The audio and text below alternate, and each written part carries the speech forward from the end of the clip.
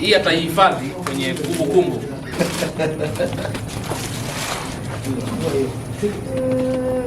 Ataihifadhi.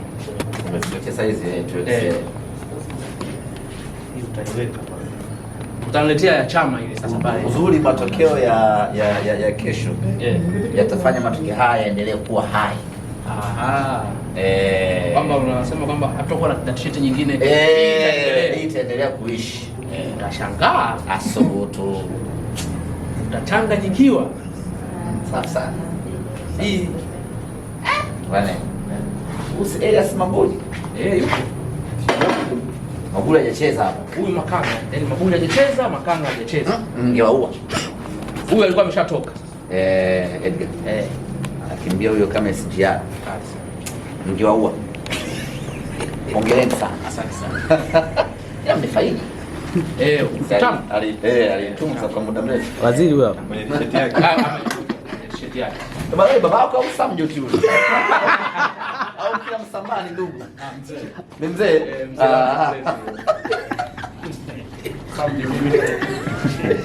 Shangaa.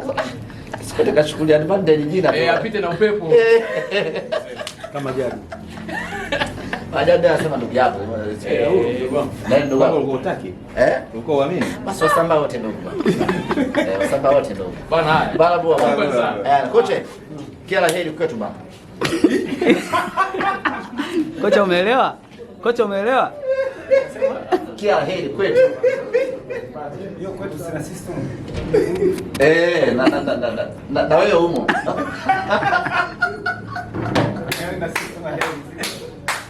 Yaani sisi tunakuwa na heri. Wewe ndio unakuwa na heri. Usijumlishe na wengine. Basi sana. Tuna ligi ambayo ni nzuri. Moja vitu ambavyo nimefurahia siku moja nilizungumza na kocha Steve Bakari. Kwenye ile press ya kwanza.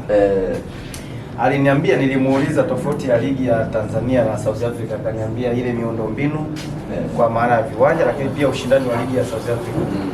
Kwa hiyo alichoniambia, akaniambia ligi ya Tanzania timu hizi ndogo zinatabirika kufungwa na hizi timu kubwa. Kwa hiyo ushindani ni mdogo. Toka alivyoniambia hiyo kauli, kuna kitu kilijengeka kichwani. Yaani kwamba lazima hizi timu ndogo zitoe challenge sana kwa hizi timu kubwa. Kwa hiyo hivyo ni vitu ambavyo lazima ifike mahala timu inakuwa haina uhakika.